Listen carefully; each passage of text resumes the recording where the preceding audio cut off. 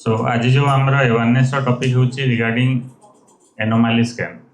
एनोमाली scan आप बहुत जन ना शुणी थे केत एनोमाली स्कैन शुणी ना आगु कि कार एनोमाली स्कैन करा व्हाट इज एनोमाली स्कैन।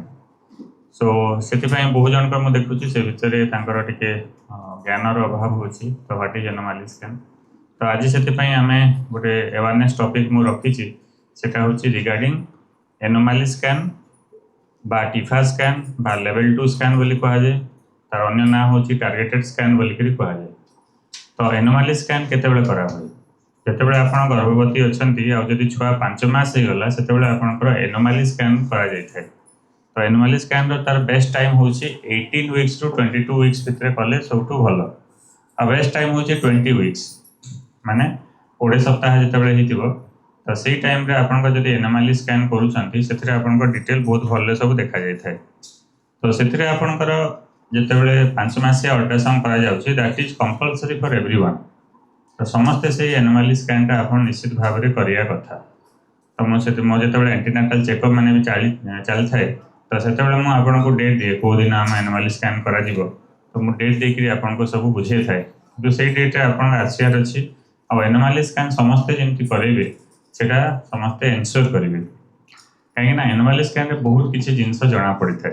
आम सब चाहूँ गोटे सुस्थ छुआ माने जार किसी डिफेक्ट न तो से सब डिटेल जिनस जना पड़े जिते आप 5 मास अल्ट्रासाउंड कर डिटेल जना पड़ी था। छुआर ग्रोथ ठीक अच्छे कि नहीं ठीक जना पड़ी था, पानी ठीक अच्छे कि नहीं जना पड़ी था, तार ब्लड सप्लाई आम देखा जाए ठीक अच्छे कि नहीं, तार प्लासेंटा ठीक अच्छे कि नहीं, एमनोटिक फ्लूइड ठीक अच्छे कि नहीं सब देखा जाए। ता सहित किसी असुविधा बाहर तार कौन प्लानिंग करा कौन मैनेजमेंट करा सेटा मु आपन समस्त को गाइड करता है। तो एनोमाली स्कैन रे आमे कौन कौन जानि थाउ सेथरे आमे जानि थाउ बेबी रो हेड केमती अछि, ब्रेन ठीक अछि कि नहीं, फेस रे आपन को लिप्स पैलेट तापर nasal bone cleft lip cleft palate बोली ना सुनिथिबे ग्रहण खंडिया। तो से जिनस माने भी आपनकर एनोमाली स्कैन रे जना पड़ता है। स्पाइन आपन को ठीक अछि कि नहीं, वर्टिब्रा जोटा कहा जाय सेटा ठीक अछि कि नहीं, हार्ट रे आपन सब ठीक अच्छे कि नहीं, हार्ट रे आपन किसी डिफेक्ट अच्छी कि सेटा भी एनोमाली स्कैन जना पड़ता है। पेटरे सब जमी स्टोमाक है आपंकर किडनी है यूरिनरी ब्लाडर है से सब जिनस आपको जना पड़ता है। गोड़ हाथ सब डिटेल देखा जाए तो लंग्स बोन मानकर जो अच्छी से सब मेजरमेंट नि जाए आप एमनोटिक फ्लूइड जोटा पानी ठीक अच्छे कि नहीं देखा जाए। तो से सब जिनस आम जना पड़ता है आपंकर एनोमाली स्कैन। ता सहित आउ गोटे बड़ जिनस जानता है सेटा हूँ आप सर्विकल लेंथ माने आप गर्भाशय जोटा अच्छी तो मुह को सर्विक्स कहुए। तो सर्विक्स से जब छोट रहीगला पतला होगला प्रीटर्म लेबर होबार चांसेस थाए। तो आपंकर सर्विक्स ठीक अच्छे कि नहीं, तार लेंथ ठीक अच्छे जना पड़ता है सेटा आपंकर एनोमाली स्कैन रे।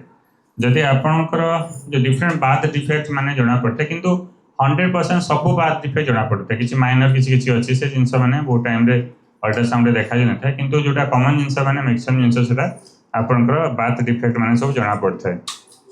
तो कौन कौन बाथ डिफेक्ट आप जना पड़ता है एनोमाली स्कैन रे जमी न्यूरल ट्यूब रे डिफेक्ट है किसी आप हार्ट रे किसी डिफेक्ट है, क्लेफ्ट लिप क्लेफ्ट पैलेट जना पड़ता है, किडनी रे किसी प्रोब्लेम अच्छी, पेट रे किसी प्रोब्लेम अच्छी, किसी आप बोन रे किसी प्रोब्लेम अच्छी।